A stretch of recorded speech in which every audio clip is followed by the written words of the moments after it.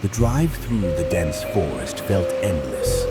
Towering trees, their gnarled branches like skeletal arms, loomed over the narrow dirt road, casting long, eerie shadows that danced in the fading light.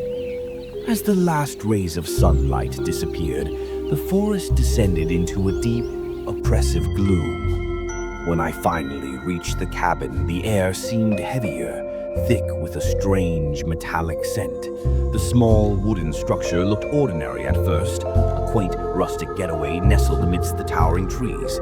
But as I stepped closer, I noticed the symbols carved into the doorframe. They resembled ancient runes, but something about them felt wrong. A shiver ran down my spine as I pushed open the creaking door, the air inside thick with the musty scent of decay. Inside, the air was stale, tinged with the faint metallic scent of rust. Dust lay thick on every surface, coating the furniture in a fine gray film. The fireplace, though seemingly recently used, cast long, dancing shadows that flickered across the walls. A single photo hung above it, a faded black and white image of a family, all smiling except for the youngest daughter. Her face was blurred, as if smudged out deliberately, and her eyes seemed to follow my every move. Night fell quickly in the woods, the darkness outside thick and impenetrable. As I prepared for bed, the first sound came, a faint knock, so soft it could have been the wind against the window. But the knocks grew louder, rhythmic, deliberate, echoing through the stillness of the cabin. Peering out the window, I saw nothing but the endless expanse of trees, their silhouettes swaying menacingly in the darkness. Yet, when I turned back to the room, the photo above the fireplace had changed. The blurred face of the little girl was now clear, her eyes wide with a chilling, malevolent grin. The knocking turned into pounding, a frantic rhythm against the wooden door. Heart racing, I flung open the door, but no one was there. Instead, a small, red-stained doll sat perched on the porch, its button eyes staring lifelessly up at me. Panic surged through me as I slammed the door shut and retreated to the bedroom. That's when the whispers started.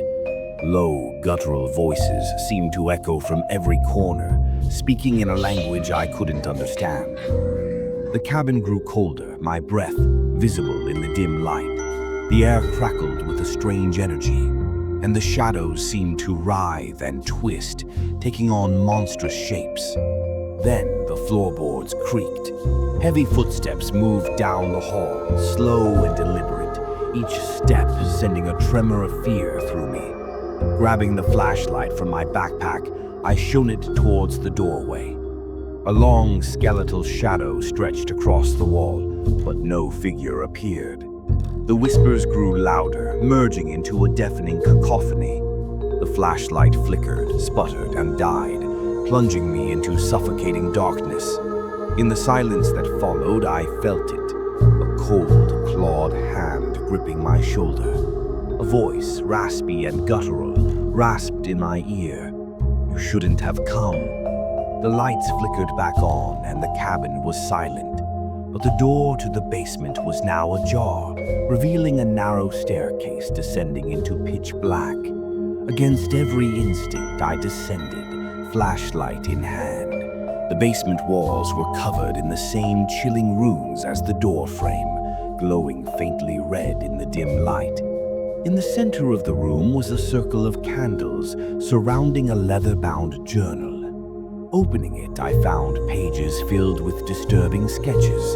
The cabin, the forest, and a figure with hollow eyes and elongated limbs, its limbs contorted in grotesque poses.